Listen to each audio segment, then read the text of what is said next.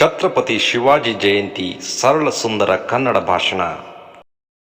ಎಲ್ಲರಿಗೂ ನಮಸ್ಕಾರ. ಇಂದು ನಾವು ಮರಾಠ ಸಾಮ್ರಾಜ್ಯದ ನಿರ್ಮಾತೃ ಧೀಮಂತ ನಾಯಕ ಛತ್ರಪತಿ ಶಿವಾಜಿ ಮಹಾರಾಜರ ಜಯಂತಿಯನ್ನು ಆಚರಿಸುತ್ತಿದ್ದೇವೆ.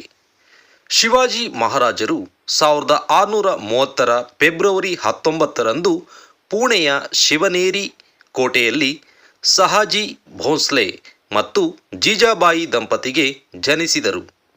ಅವರು ಬಾಲ್ಯದಿಂದಲೇ ತಾಯಿ ಜೀಜಾಬಾಯಿಯಿಂದ ಶೌರ್ಯ ಮತ್ತು ದೇಶಭಕ್ತಿಯ ಪಾಠಗಳನ್ನು ಕಲಿತು ಬೆಳೆದರು.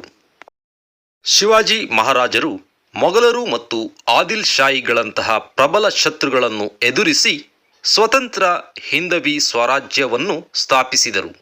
ಅವರು ಗರಿಲ್ಲಾ ಯುದ್ಧ ತಂತ್ರಜ್ಞಾನದಲ್ಲಿ ಅತ್ಯಂತ ನಿಪುಣರಾಗಿದ್ದರು ಮತ್ತು ಅನೇಕ ಕೋಟೆಗಳನ್ನು ಗೆದ್ದರು. ಶಿವಾಜಿ ಮಹಾರಾಜರು ಕೇವಲ ವೀರಯೋಧರಲ್ಲ, ಬದಲಾಗಿ ಅತ್ಯುತ್ತಮ ಆಡಳಿತಗಾರ ಮತ್ತು ನ್ಯಾಯಪರ ರಾಜರಾಗಿದ್ದರು. ಅವರು ಮಹಿಳೆಯರಿಗೆ ಗೌರವ, ಎಲ್ಲ ಧರ್ಮಗಳಿಗೆ ಸಮಾನತೆ ಮತ್ತು ರೈತರ ಕಲ್ಯಾಣಕ್ಕೆ ಹೆಚ್ಚಿನ ಒತ್ತು ನೀಡಿದ್ದರು.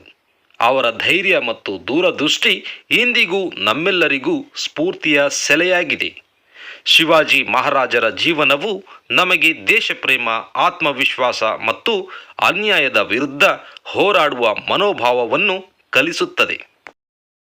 ಅಂತಹ ಮಹಾನ್ ಚೇತನಕ್ಕೆ ನಮಿಸುತ್ತಾ ಅವರ ಜಯಂತಿಯಂದು ನಾವೆಲ್ಲರೂ ಅವರ ಆದರ್ಶಗಳನ್ನು ಪಾಲಿಸೋಣ. ಜೈ ಭವಾನಿ, ಜೈ ಶಿವಾಜಿ.